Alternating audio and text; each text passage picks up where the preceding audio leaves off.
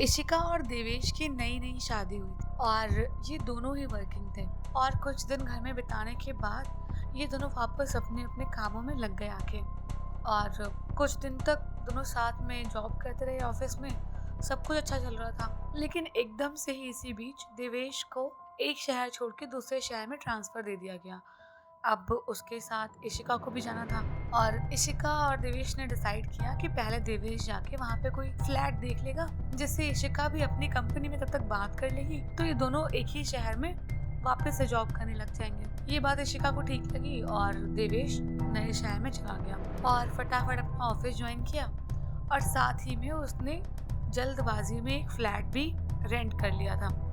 अब फ्लैट का रेंट ना बहुत कम था, जिस हिसाब से वहाँ पे फैसिलिटी थी। मतलब अच्छा फर्निश्ड फ्लैट था, अच्छी लोकेशन पे था, सब बहुत अच्छा था, लेकिन बस वो फ्लैट सस्ता था। शुरू में ये बात थोड़ी देवेश को खटकी कि इतना सस्ता फ्लैट क्यों दे रहे हैं, लेकिन इवेंचुअली इसमें देवेश का फ़ायदा था।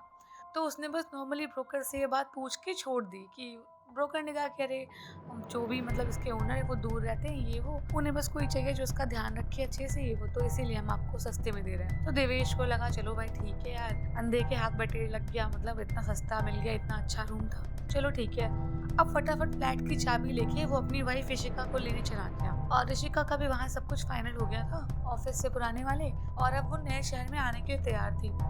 ये लोग अपना साथ में आए शहर में और फ्लैट में सारा अपना सामान वामान लगाने लग गए और फ्लैट में रह रहे थे। थोड़े थोड़े टाइम तक चीज़ें सही चल रही थी, मतलब इतना कोई सीन नहीं चल रहा था, बढ़िया चल रहा था सब कुछ। अब बस इतना था कि इस फ्लैट में आने के बाद देवेश और इशिका दोनों को ही बहुत बुरे बुरे सपने आने थे, लेकिन उनको लगा चलो ठीक है, ये सब चीज़ें नॉर्मल ही होंगी।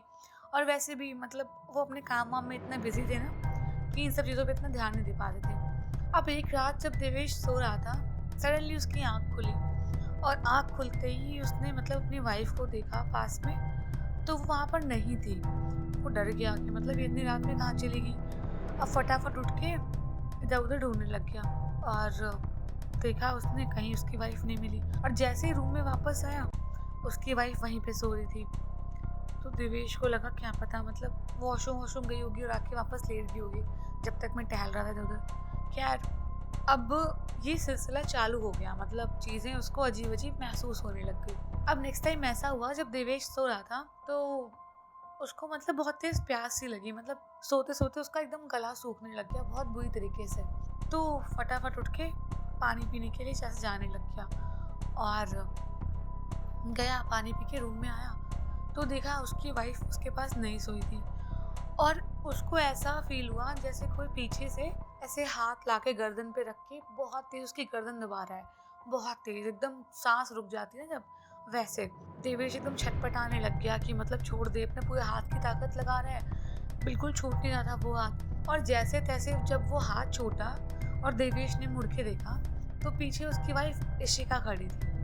वो बहुत तेज डर गया कि मतलब ये इशिका कर रही थी या कौन कर रहा था। खैर, अब फटाफट वो मतलब ये इशिका को बताने लगी है सारी बातें कि मतलब ऐसे सब मुझे लगा और ऐसा हुआ वैसा हुआ। तो इशिका को लगा वहम होएगा, चलो ठीक है सो जाओ। अब वो सो गया और ये मतलब रात कट गई, इतना कुछ सीन नहीं हुआ। नेक्स्ट मॉर्निंग जब उठे, ये फटाफट भाग गया अपने ऑफिस के लिए देवेश।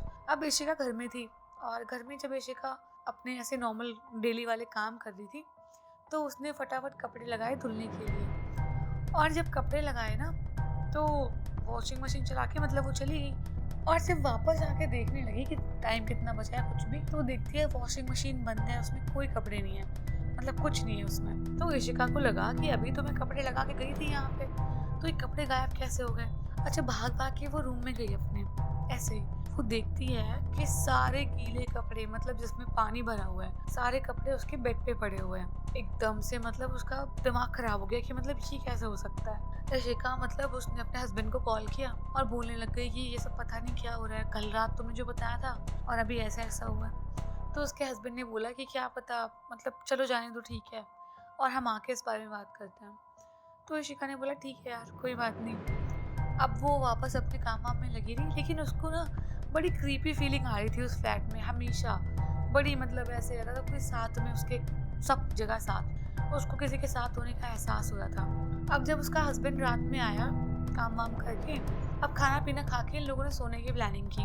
अब जैसे दोनों ने सोना स्टार्ट किया, मतलब थोड़ी नींद आ गई थी गहरी, उतने में ही इशिका को ऐसा लगा जैसे कोई उसके बाल खींच के उसको बहुत तेज नीचे खींच रहा है जमीन के साइड, और इशिका दर्द के मारे चिल्लाने लग गई। अब जैसे इशिका चिल्लाई, देवेश की आंख खुल गई।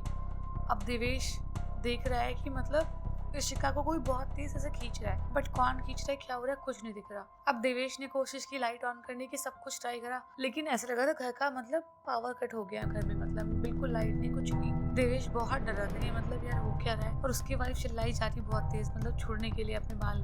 अब इशिका के कोई बाल खींच रहा था, और तभी देवेश को फील हुआ जैसे कोई उसको ऐसे हवा में टांगे दे रहा है, मतलब एकदम ऊपर से गला की साइड पकड़ के।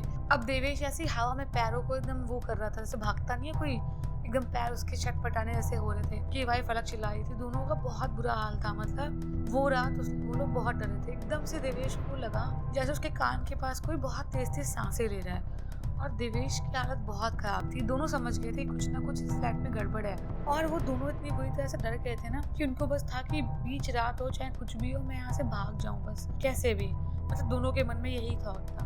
और दोनों फटाफट मतलब छुड़ाना चाह रहे थे खुद को, लेकिन नहीं छूट रहा था वो। और देवेश को जैसे उस आत्मा ने छोड़ दिया, तभी देवेश के सर पे बहुत तेज से आके कोई ऐसे मतलब चीज लगी सर पे उसके, और वो वहीं पे गिर गया। और साक्षी उधर स्ट्रगल कर रही थी।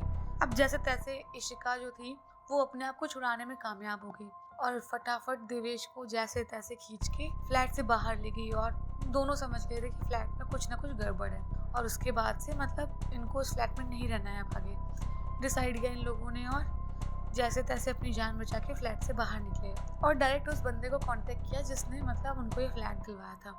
अब जिसने फ्लैट दिलवाया था उस बंदे ने बताया कि मतलब ये फ्लैट तो बहुत टाइम से मतलब उठा ही नहीं था रंग पे, तो मुझे पता नहीं, लेकिन ओनर बहुत दूर रहता है, तो उसने बोला था कि फ्लैट जितनी जल्दी उठवा दोगे और ये वो तो अच्छा कमीशन मिलेगा, इसलिए मैंने मतलब आप लोग को रखा। बाकी फ्लैट की क्या हिस्ट्री है मुझे नहीं पता क्या, अब इसके पीछे क्या हुआ था क्या था वो तो इन लोगों को पता नहीं चला, लेकिन इन लोगों ने वो फ्लैट रातों रात छोड़ दिया, और उसके बाद कभी अपना सामान लेने भी वापस नहीं गए। तो अगर आपको स्टोरी अच्छी लगी हो तो वीडियो को लाइक कर देना, और कमेंट करके बताना स्टोरी कैसी लगी, और सब्सक्राइब करना तो मत ही भूलना।